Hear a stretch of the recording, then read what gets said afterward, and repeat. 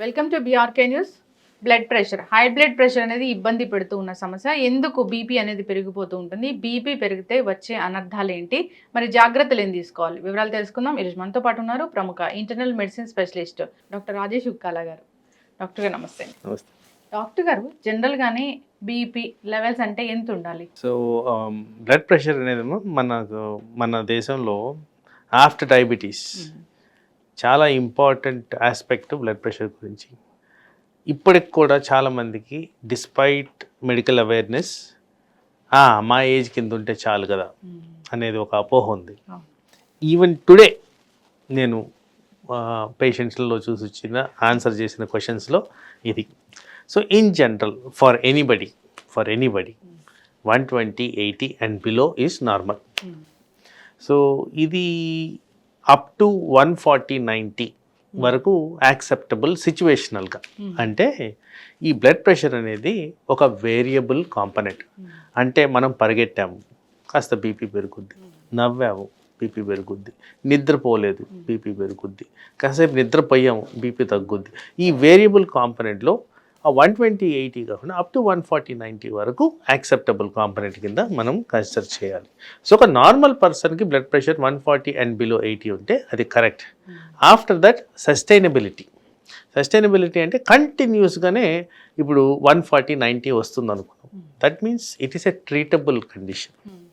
So blood pressure మూలాన చాలా అవయాల మీద ఒత్తిడి ఉంటుంది కాబట్టి ఆ నంబర్స్ కాస్త మనం ఇంపార్టెన్స్ ఇచ్చి ఆ 120, 80 అరౌండ్ మెయింటైన్ చేసుకుంటే, ఎస్పెషలీ ఏజ్ రిలేటెడ్గా సపోజ్ ఒక యంగ్స్టర్కి కానీ అబవ్ 120, 80 వస్తుంది అంటే మనం దాన్ని వాచ్ఫుల్గా చేసుకోవాలి.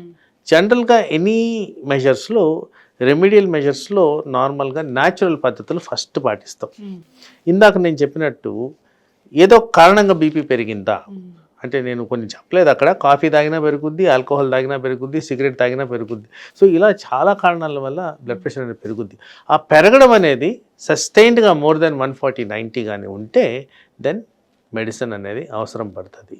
సో ఒక యంగ్స్టర్లో ఇలాంటివి కనబడుతున్నాయంటే రివర్సిబుల్ కాంపనెంట్స్ అంటే avoiding things which can cause blood pressure అనేది చాలా ఇంపార్టెంట్గా మనం గమనించుకోవాలి. బ్లడ్ ప్రెషర్ని క్లాసిఫికేషన్ చేసేసారు స్టేజెస్ కింద. సో నేను చెప్పినట్టు 120/80 నార్మల్ కింద అండ్ బిలో అంటే దాని నుంచి ఒక 10 అబవ్ వేసుకుంటూ పోతుంటే అది స్టేజెస్ కింద stage 1, stage 2 and malignant hypertension అని కూడా కేటగరైజ్ చేయడం జరిగింది. సో స్టేజ్ 1 కూడా కాదు, మనం ప్రీ హైపర్టెన్సివ్ స్టేజ్లోనే జాగ్రత్తలు తీసుకొని ఎక్కువ పెరగకుండా అవాయిడ్ చేసుకోవడం అనేది ఇంపార్టెంట్. డాక్టర్ గారు, ఇప్పుడు 130 అలా వస్తూ ఉందంటే అప్పుడు డాక్టర్ దగ్గరికి వెళ్ళి చెకప్ చేయించుకోవాల్సిన అవసరం ఉంది. ఇక్కడ risk stratification or customisation to the patient. Suppose ఒక పర్సన్ ఉన్నారనుకున్నాం, మేబీ అరౌండ్ 35 years, 130, 85 అలా వస్తూ ఉంది. ఆయనకి వేరే అసోసియేటెడ్ కండిషన్స్ ఏవీ లేవు. అంటే ఏవీ లేవంటే ఉపకాయం కూడా లేదు, అంటే రిస్క్ ఫర్ హెల్త్ డిజీజ్ అనేది ఏవీ లేకుండా ఉన్నప్పుడు ఆయన్ని న్యాచురల్ రెమెడీస్ కింద మనం కన్సిడర్ చేసేసి బాడీ మాస్ ఇండెక్స్ ఎలా ఉంది, సాల్ట్ ఇంటేక్ ఎలా ఉంది, ఎక్సర్సైజ్ యాక్టివిటీ ఎలా ఉంది, నిద్ర ఎలా ఉంది, ఇవన్నీ రివర్సిబుల్ కాంపనెంట్స్. ఇవన్నీ చేసి కూడా ఇంకా పర్సిస్టెంట్గా ఉంటే అప్పుడు మీరు అన్నట్టు డాక్టర్ని సంప్రదించి ట్రీట్మెంట్ తీసుకోవాల్సిన అవసరం ఉంటుంది. బట్ ఫస్ట్ ఇన్వెస్టిగేషన్స్, ఏ కారణంగా ఇది వచ్చి ఉండొచ్చు, దీన్ని ఎలా రివర్స్ చేయొచ్చు అనేది మోస్ట్ ఇంపార్టెంట్. ఓకే, ఇప్పుడు చాలా బ్లడ్ ప్రెషర్ వచ్చింది అంటే 140 దాటి వచ్చింది అన్నప్పుడు అంటే అది ఆల్ ఆఫ్ సడన్గా పెరుగుతుందా డాక్టర్ గారు? జనరల్గా ఎప్పుడు బ్లడ్ ప్రెషర్ అనేది చాలా హై అయిపోతుంది, ఒక 200 వరకు వెళ్ళే సిచ్యువేషన్ అనేది ఉంటుంది? ఒకటి ఏంటంటే మీరు ఫస్ట్ అడిగిన క్వశ్చన్ ఎప్పుడు హై అయిపోవచ్చు. సో దానికి రెలవెన్స్గా మనం ఎప్పుడు దీన్ని కరెక్ట్గా తీసుకోవాలి అంటే కన్సిస్టెంట్గా more than 2 to 3 times in a week at different times of the day 140 and 90 above వస్తుందంటే ఎస్, ఇది హయ్యర్ బ్లడ్ ప్రెషర్, దీనికి డాక్టర్ని సంప్రదించాల్సిన అవసరం ఉంది. మీరు అడిగిన సెకండ్ క్వశ్చన్ ఎప్పుడు చాలా హై అయిపోద్ది, 200 దగ్గరికి ఎప్పుడు వెళ్ళిపోద్ది. జనరల్గా ఇది ఎమోషనల్కి ఎక్కువగా రిలేటెడ్ ఉండేది. సో ఎక్కువగా కోప్పడ్డారు, ఇది ఎక్కువ సాధారణంగా జరిగేది. ఆ కోపపడిన టైంలో బాడీలో కొంత మార్పులు వస్తాయి, హార్మోనల్ సర్జ్ అంటాం, అవి జరిగినప్పుడు బీపీ పెరిగేదానికి ఆస్కారం ఉంది. ఒక యంగ్స్టర్లో మేబీ తట్టుకోగలుగుతారేమో, కానీ ఏజ్ పెరిగే కొన్ని దానివల్ల అనర్థాలు చాలా ఎక్కువ. కామన్గా వచ్చేది heart attack, brain attack. So ఇది బ్రెయిన్ అటాక్కి దారితీస్తుంది. కాబట్టి సాధారణంగా మనం హాస్పిటలైజేషన్ అయిన తర్వాత చెప్పేది ఏంటంటే, అరే ఈయనకు హార్ట్ అటాక్ వచ్చింది, ఈయనకు బ్రెయిన్ అటాక్ వచ్చింది. అందరూ మిస్ అయ్యే పాయింట్ ఏంటంటే బ్లడ్ ప్రెషర్ మూలాన వచ్చింది, అది వైస్ వర్స కాదు. ఆయనకు హార్ట్ ఎఫెక్ట్ అయినందువల్ల బీపీ పెరగడం కాదు, ముందు నుంచే బ్లడ్ ప్రెషర్ హై ఉన్నందువల్ల ఎఫెక్ట్ అయింది. ఎందుకు ఇది చాలా క్లియర్గా చెప్తున్నానంటే, చాలా మటుకు క్లినికల్ కాంటెక్స్లో, ఇన్ ప్రాక్టీస్లో నెగ్లిజెన్స్ చాలా ఎక్కువ ఉంది, blind I towards blood pressure ఉంది.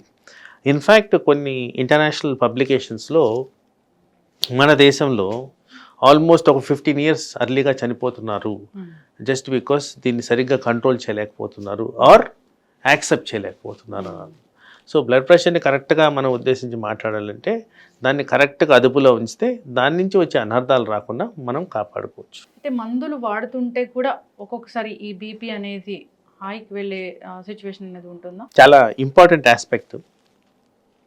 ఇక్కడ ఇన్ ప్రాక్టీస్ మాకు ఉన్న ఒక పెద్ద ఛాలెంజ్ ఏంటంటే, మీరు ఒక పేషెంట్గా వచ్చారనుకుందాం, బ్లడ్ ప్రెషర్ అట్లా అబ్నార్మల్గా వచ్చింది, నేను ట్రీట్మెంట్ ఇచ్చాను, 3 నెలలు వాడారు, ఇంకా నార్మలే ఉందని కానీ మానేస్తుంటారు. అది ఫస్ట్ పాయింట్.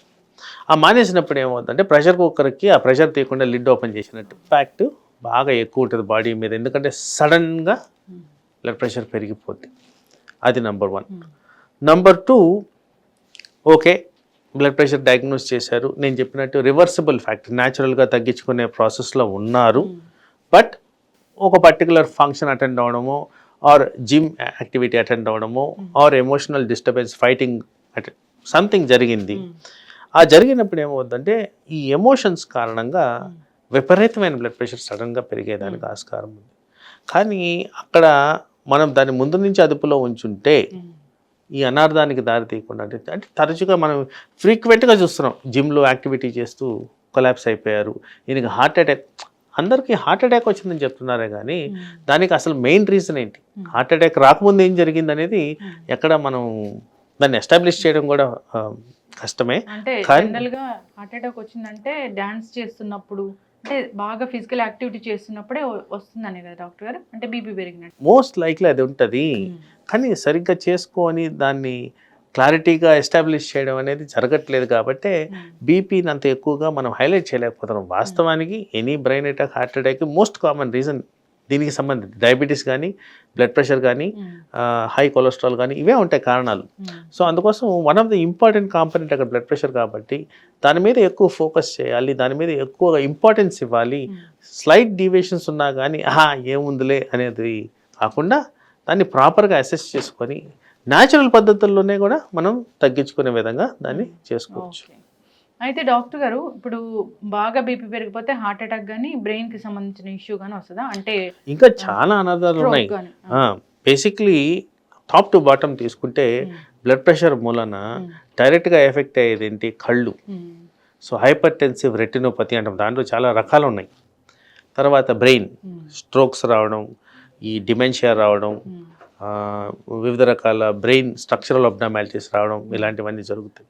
అలాగే హార్ట్ మీద heart failure, heart arrhythmias, heart functionality కోల్పోవడం, ఇలాంటివన్నీ, లెఫ్ట్ వెంట్రుకులర్ హైపర్ట్రోఫీ చాలా ఉన్నాయి. హార్ట్ మీద కూడా వివిధ రకాల అబ్నార్మల్ థింగ్స్ జరుగుతాయి.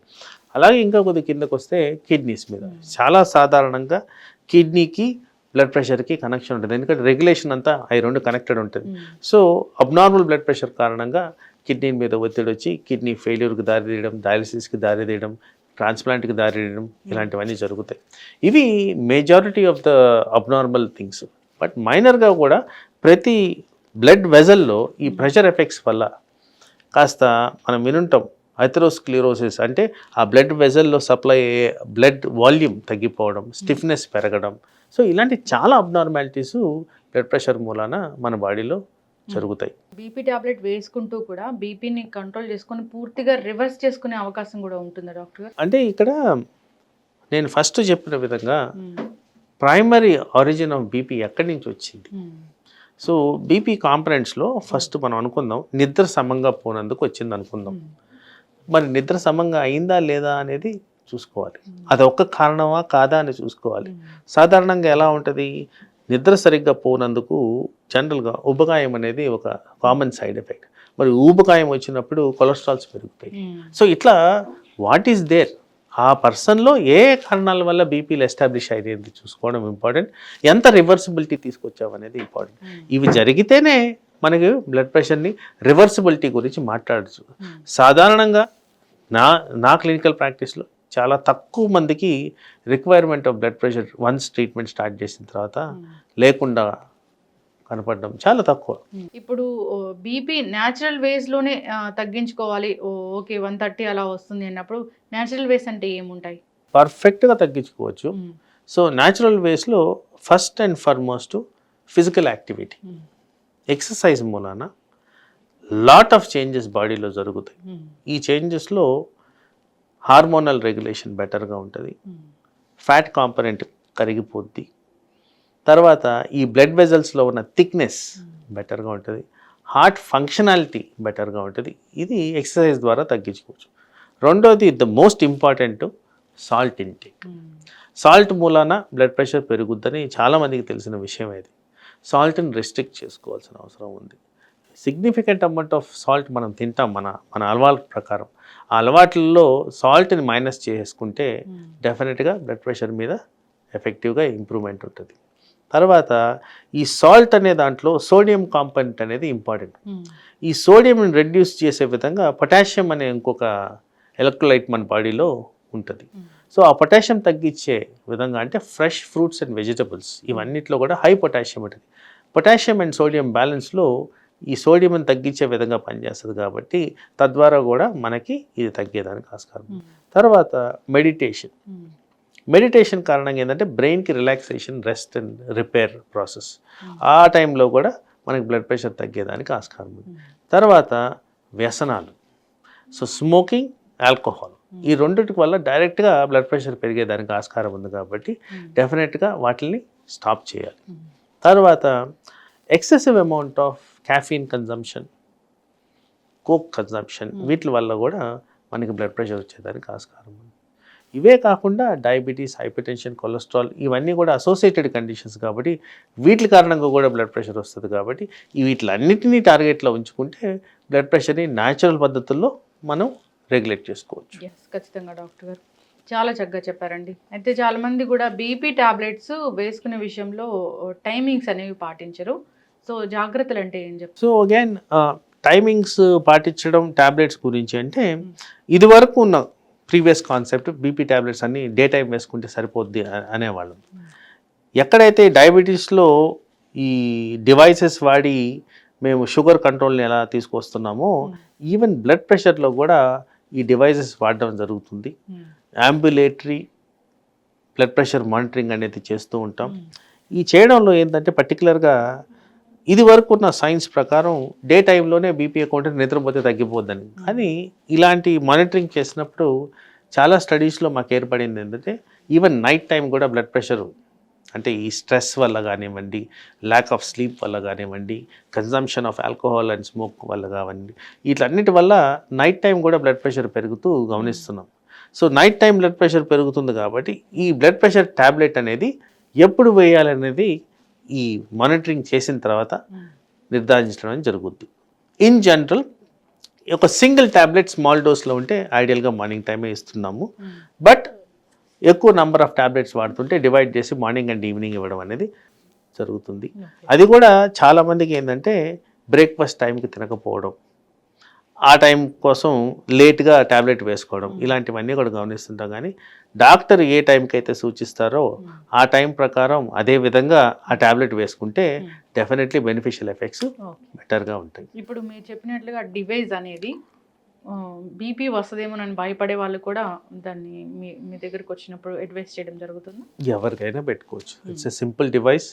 టాబ్లెట్స్ వాడే వాళ్ళు కూడా ఎవరికైనా కంట్రోల్ ఎలా ఉంది చూసుకోవడానికి కూడా పెట్టుకోవచ్చు. అంటే టాబ్లెట్స్ వాడుతూ దాన్ని యూజ్ చేయాలి డాక్టర్ గారు? ఇప్పుడు ఆ డివైస్ అనేది ఏంటి, ఒక చిన్న టేప్ రికార్డర్ లాగా ఉంటుంది, బాడీ మీద ఫిక్స్ చేస్తారు. ఈ ఆర్మ్కి మనం మామూలుగా బ్లడ్ ప్రెషర్ చుట్టినట్టే చుడతారు. ప్రతి గంటకో ప్రతి అర్ధ గంటకో బ్లడ్ ప్రెషర్ మానిటర్ చేస్తుంది. మనం వాడుతున్న మందు సరిపోతుందా లేదా అనేది కూడా నిర్ధారించుకోవచ్చు. మనకు నిజంగా అబ్నార్మల్ బీపీ ఉందా లేదా, ఏ టైంలో ఉంది అది కూడా నిర్ధారించుకోవచ్చు.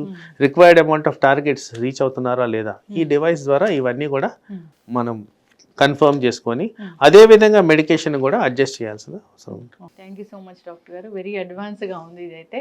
అందరూ దీన్ని యూస్ చేసుకోవాలని కోరుకుందాం. చాలా చక్కటి ఇన్ఫర్మేషన్ అండి. ధన్యవాదాలు. నమస్తే.